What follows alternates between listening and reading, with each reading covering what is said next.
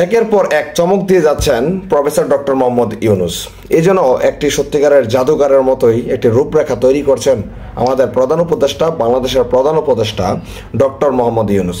ইউনূসের এই সফলতা, এই সাফল্য যেন অনেকের গায়ে ফুসকা ধরার মতো। আপনারা সাম্প্রতিক একটি ঘটনা জানেন যে বাংলাদেশে জাতিসংঘের একজন মহাসচিব এসেছিলেন এবং পবিত্র মাহে রমজানে জাতিসংঘের মহাসচিবকে নিয়ে বাংলাদেশের প্রধান উপদেষ্টা ডক্টর মোহাম্মদ ইউনূস রোহিঙ্গা ক্যাম্পে গিয়ে ইফতার করেন।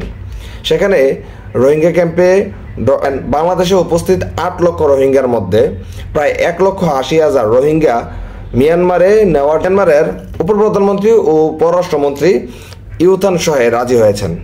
এই যেন একটা বিরল একটি চমক, এই যেন একটি বিরল একটি রেকর্ড। একের পর এক একটা বিশ্ব নেতা কিভাবে তার কথায় না হয়ে কাজে প্রমাণ করবে, তারই যেন বহিঃপ্রকাশ এবং তারই যেন প্রমাণ গড়ে তোলেন, বাংলাদেশের জন্য একটি রূপরেখার সৃষ্টি করলেন এই ডক্টর মোহাম্মদ ইউনূস।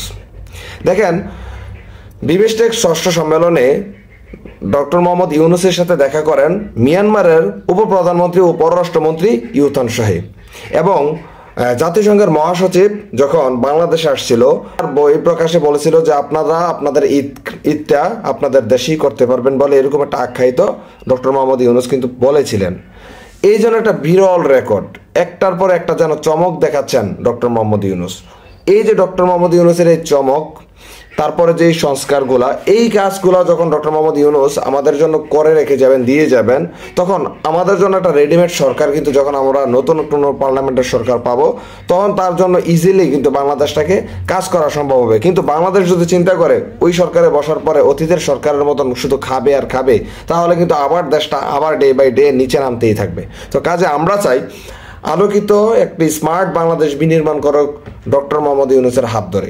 ডক্টর ইউনূসকে আরও 5 বছর সময় দিলে সম্ভবত ইউনূস সরকার আরও দিক নির্দেশনা দিয়ে বাংলাদেশটাকে সামনের কাতারে নিয়ে আসবে ইনশাল্লাহ। তবে এই চমকগুলা, একটার পর একটার যে চমকগুলা ডক্টর মোহাম্মদ ইউনূস দিচ্ছে, এটা আসলে বাংলাদেশের মানুষের জন্য একটা আশীর্বাদ এবং বাংলাদেশের মানুষের জন্য একটা ভবিষ্যৎ আলোকিত করার একটা প্ল্যাটফর্ম মাত্র। এখন দেখেন ডক্টর মোহাম্মদ ইউনূস কেন এত কথা বলে না, বা ডক্টর মোহাম্মদ ইউনূস পার্লামেন্ট মানে আপনার দেখবেন যে মিডিয়াতে কম আসতেছে, কিন্তু তিনি কাজ করতেছেন বেশি।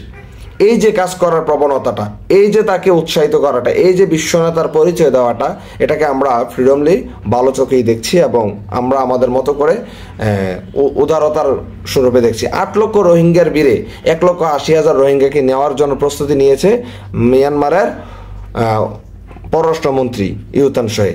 তারপরে আসেন যে প্রধান উপদেষ্টার এই কথা অনুযায়ী তিনি বলেছেন আস্তে আস্তে একে একে আগামী ঈদুল আজহার মধ্যেই কিন্তু 8 লক্ষ মানুষ, 8 লক্ষ রোহিঙ্গা তারা তাদের বাসস্থানে কি করতে পারে, প্রত্যাবর্তনের জন্য প্রস্তুতি নিতে পারবে।